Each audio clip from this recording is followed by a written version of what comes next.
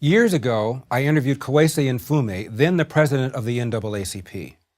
As between the presence of white racism and the absence of black fathers, I asked him, which poses the bigger threat to the black community?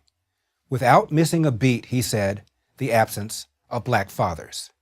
It was President Barack Obama who said, we all know these statistics, that children who grow up without a father are 5 times more likely to live in poverty and commit crime, 9 times more likely to drop out of school, and 20 times more likely to end up in prison.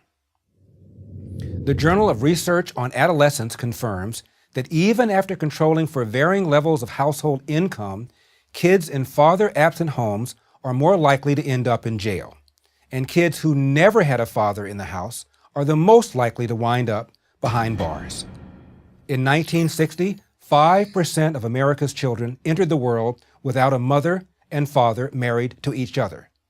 By 1980, it was 18%. By 2000, it had risen to 33%, and 15 years later, the number reached 41%. For blacks, even during slavery, when marriage for slaves was illegal, black children were more likely than today to be raised by both their mother and father. Economist Walter Williams has written that, according to census data from 1890 to 1940, a black child was more likely to grow up with married parents than a white child. For blacks, out-of-wedlock births have gone from 25% in 1965 to 73% in 2015. For whites, from less than 5% to over 25%, and for Hispanics, out-of-wedlock births have risen to 53%. What happened to fathers? The answer is found in a basic law of economics. If you subsidize undesirable behavior, you will get more undesirable behavior. In 1949, the nation's poverty rate was 34%. By 1965, it was cut in half to 17%, all before President Lyndon Johnson's so-called war on poverty. But after that war began in 1965, poverty began to flatline. From 1965 until now, the government has spent over $20 trillion to fight poverty. The poverty rate has remained unchanged, but the relationship between poor men and women has changed dramatically. That's because our generous welfare system allows women, in effect, to marry the government. And this makes it all too easy for men to abandon their traditional moral and financial responsibilities. Psychologists call such dependency learned helplessness.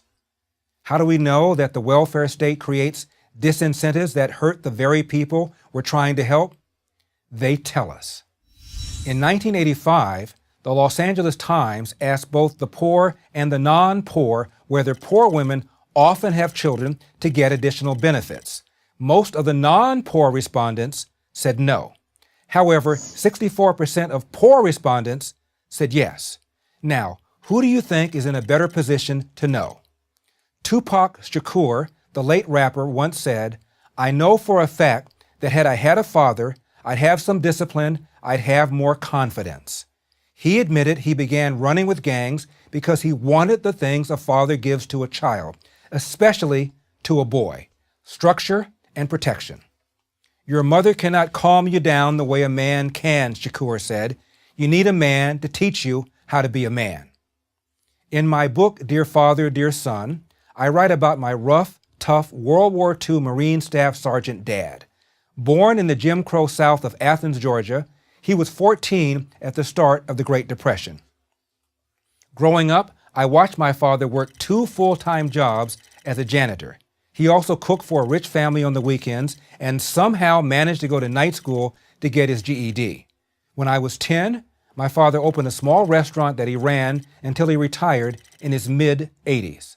He was never angry or bitter and insisted that today's America was very different from the world of racial segregation and limited opportunity in which he grew up.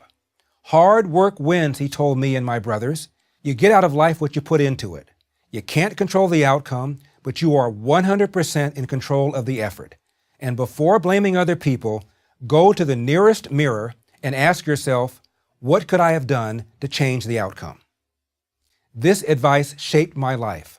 Fathers matter. Until we have a government policy that makes that its first priority, nothing will change.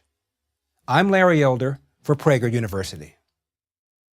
To subscribe to our YouTube channel, click here. To help keep our videos free, donate here.